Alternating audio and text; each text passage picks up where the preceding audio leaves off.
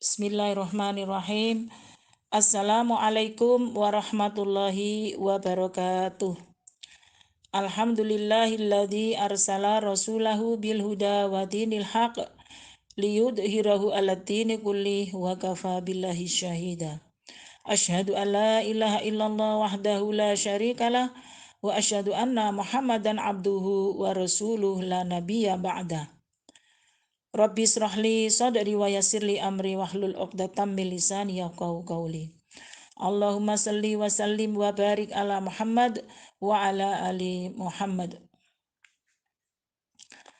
Ma'asyiral muslimin rahimakumullah.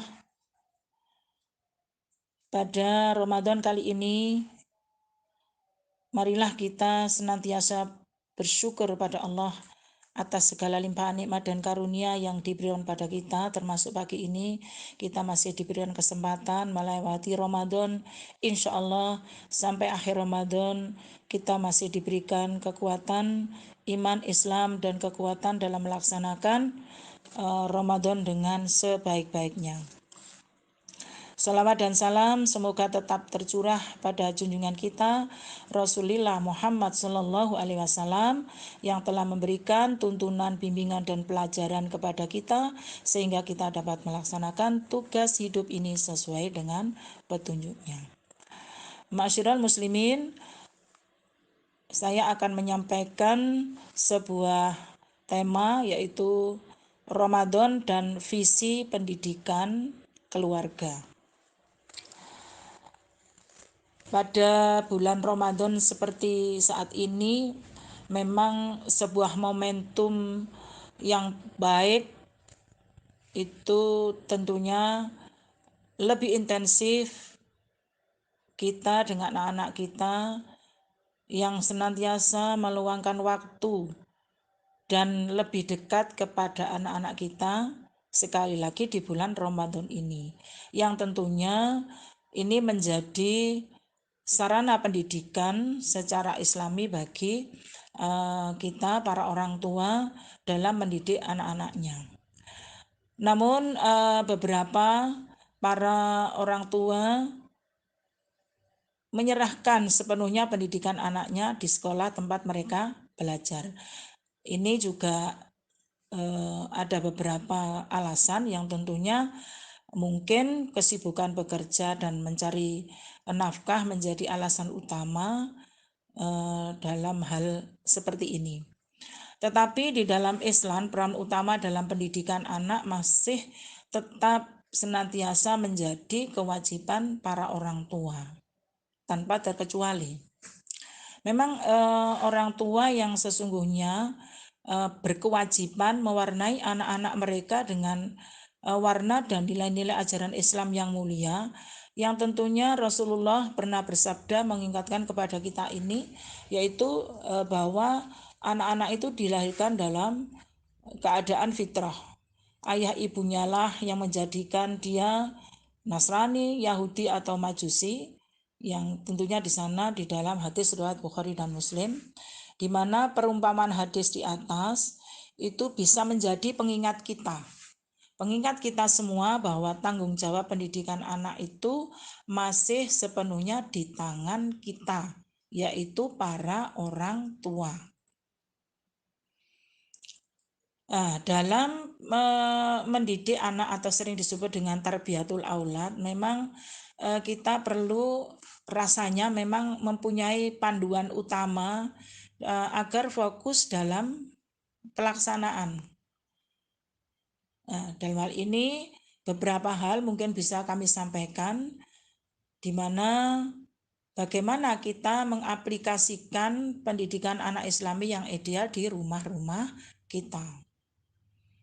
Ma'asyiral muslimin, yang pertama, visi yang pertama adalah bagaimana visi penjagaan diri dan keluarga dari kemaksiatan. Kalau Allah SWT telah berfirman di dalam surat At-Tahrim ayat 6, A'udzubillahi minasyaitonirrajim, Bismillahirrahmanirrahim. Ya ayyuhalladzina amanu qu anfusakum wa ahlikum naro wa quduhan nas wal hijarah 'alaiha malaikatun ghiladun syidadun la ya'sunallaha ma amarahum wa yaf'aluna ma yu'marun. Wahai orang-orang yang beriman, peliharalah dirimu dan keluargamu dari api neraka yang bahan bakarnya adalah manusia dan batu.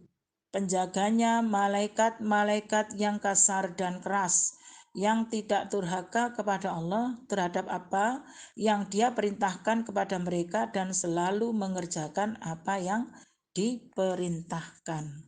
Nah, jadi ayat di atas ini menjadikan inspirasi bagi kita. Visi pertama orang tua dalam pendidikan anak, yaitu bagaimana menjaga diri dan keluarganya dari setiap kemaksiatan yang akan mengakibatkan murka Allah Subhanahu wa taala. Maka para orang tua harus memberikan proteksi kepada putra-putrinya dalam batas-batas tertentu tentunya. Jadi mungkin bagaimana atau kemana dan di mana mereka bermain dan berkumpul bersama teman-teman, menyeleksi pergaulan anak dengan baik dan tidak berlebihan. Tentu saja proses ini tidak hanya memerlukan proteksi tetapi juga penanaman akhlak sejak dini agar mereka mengenal apa yang boleh dan tidak boleh dalam kehidupan ini. Jadi begitulah visi yang pertama. Kemudian visi yang kedua adalah menyayangi bukan berarti memanjakan. Nah, di sini kita juga diingatkan oleh Allah dalam surat Al-Munafiqun. Allah berfirman dalam surat Al-Munafiqun ayat 9, A'udzubillahi minasyaitonirrajim. Ya ayyuhalladzina amanu la tulhikum amwalukum wala auladukum an dzikrillah wa may yaf'al dzalika faulaika humul khasirun. Wahai orang-orang yang beriman, janganlah harta bendamu dan anak-anakmu melalaikan kamu dari mengingat Allah. Dan barang siapa berbuat demikian, maka mereka itulah orang-orang yang rugi. Nah, disinilah kita diingatkan oleh Allah, memang anak bisa menjadi ujian keimanan bagi kedua orang tuanya. Nah, rasa sayang yang berlebihan tentunya akan membawa kita pada pembolehan dalam banyak hal. Bahkan bisa jadi melewati batas ketentuan syariah. Jadi seorang tua itu memang, atau setiap orang tua itu memang berhak membahagiakan anaknya, apalagi pada masa seperti ini, COVID-19 sampai 2 tahun, hampir 3 tahun ini, itu anak-anak banyak di rumah, liburan dan seterusnya. Nah, semuanya ini memang kesempatan kita untuk membahagiakan anak-anak, namun tentu menjadi sangat disayangkan bila ini secara berlebihan. Memanjakan anak ini akan membuat kita itu lalai memenuhi kewajiban-kewajiban asasi dalam agama ini. Jadi visi yang kedua tadi adalah menyayangi bukan berarti memanjakan yang berlebihan. Surat Al-Munafiqun ayat 9 kita diingatkan di situ. Kemudian yang berikutnya adalah visi ketiga, mendidik dengan komprehensif. Jadi mendidik dengan komprehensif ini Allah SWT telah mengingatkan kita juga dalam surat Al-Furqan ayat 74. Di ayat 74 kita itu diingatkan oleh Allah di sana, A'udzubillahi minasyaitonirrajim. Walladzina yaquluna rabbana hablana min azwajina wa dzurriyyatina qurrata a'yun waj'alna lil muttaqina imama. Jadi kita ini setiap hari, setiap saat itu kan menyenandungkan ini. Jadi orang-orang yang berkata, ya Tuhan kami, anugerahkanlah kepada kami pasangan kami dan keturunan kami sebagai penyenang hati kami, dan jadikanlah kami pemimpin bagi orang-orang yang bertakwa. Jadi sekali lagi, hampir setiap hari kita senandungkan doa-doa ini. Memang sebuah doa yang mengandung makna yang begitu dalam tentang pendidikan anak ini, yaitu bagaimana kita berusaha menjadikan anak-anak kita itu bukan sebagai qurrata a'yun atau penyejuk hati dan penyejuk mata dan penyenang hati, namun juga berusaha menjadikan mereka sebagai pemimpin orang-orang yang bertakwa. Jadi cita-cita kita itu harus tinggi, ya. Tidak hanya menyenang hati, tapi bagaimana mereka itu sebagai pemimpin orang-orang yang bertakwa. Nah, dalam doa di atas itu target kita menjadi pemimpin orang yang bertakwa. Makanya pendidikan anak dalam Islam memang harus diisi dengan kurikulum yang hebat yang mengantarkan pada target tersebut. Maka saya katakan tadi pendidikan komprehensif itu bagaimana meliputi berbagai aspek seperti aspek pendidikan akidah, pendidikan rohaniyah, pendidikan jasadiah, fikriyah, dan akhlak yang tentunya banyak para orang tua yang saat ini beberapa, ya bukan banyak ya, beberapa mungkin memberikan perhatian penuh kepada tarbiyah fikriyah atau pendidikan intelektual semata, namun tidak terlampau peduli terhadap masa-masa akidah, akhlak, dan kepribadian. Jadi kalau Rasulullah memberikan begitu banyak contoh pendidikan terbaik dalam setiap aspeknya, maka aspek yang dianjurkan untuk menanamkan sejak dini itu adalah seperti yang disampaikan pada surat Luqman ayat 13. Ya, di situ banyak kita itu sering mendengar, sering memperhatikan, dan sering membaca surat Luqman ini. Bagaimana Luqman ini memberikan pendidikan kepada anak-anaknya. Jadi memberikan pendidikan akidah sebelum yang lain-lain.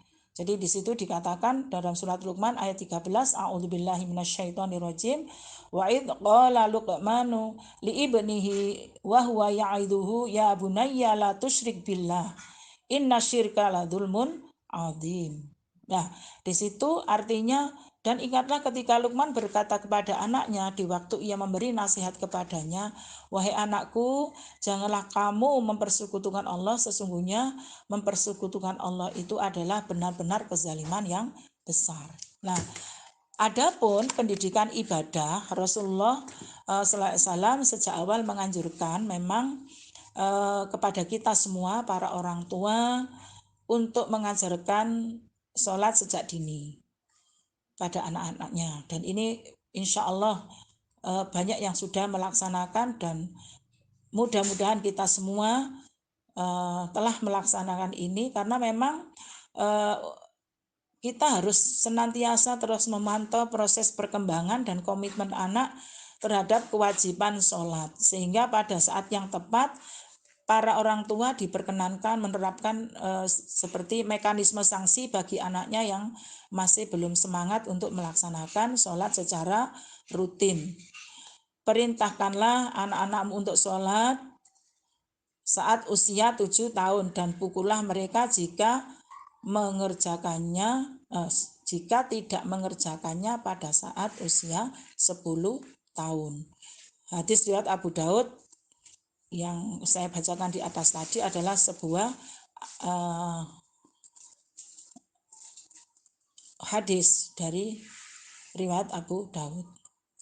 Begitu pula dalam aspek-aspek yang lain, kepribadian, adab, dan seterusnya, akhlak, dan seterusnya, yang tentunya semuanya ini tidak bisa kita anggap remeh, yang termasuk juga adalah pendidikan fisik atau jasadiah, aspek keterampilan dan ketahanan fisik, yang itu juga memang harus senantiasa kita berikan kepada anak-anak kita, seperti yang diajarkan atau yang disampaikan atau dipesankan oleh Umar bin Khattab, ajarkanlah anak-anakmu berenang, memanah, dan menunggang kuda. Karena semua pekerjaan atau fisik ini, berenang, kemudian memanah, melatih ketelingan, dan semua olahraga, sarana olahraga yang biasa sering kita lakukan itu penting untuk membentuk karakter mukmin yang kuat, yang insya Allah lebih dicintai Allah dari mukmin yang lemah. Seperti yang diriwayatkan oleh hadis riwayat Muslim bahwa Rasulullah bersabda, seorang mukmin yang kuat adalah lebih baik dan lebih dicintai oleh Allah dari seorang mukmin yang lemah. Ya, disinilah akhirnya kita semoga semuanya mampu memanfaatkan momentum Ramadan ini untuk lebih fokus dalam mendidik anak-anak kita agar lebih dekat dengan ajaran syariat Islam yang indah, agar kelak mampu menyebar manfaat bagi kebaikan Islam dan kaum muslimin semuanya, terutama untuk diri, keluarga, dan seluruh umat manusia. Insya Allah, semoga Allah senantiasa memberikan kemudahan kepada kita semua dan memberikan kekuatan sampai akhir Ramadan nanti. Demikian apa yang saya sampaikan. Ada kurang lebihnya mohon maaf. Akhirul kalam. Wassalamualaikum warahmatullahi wabarakatuh.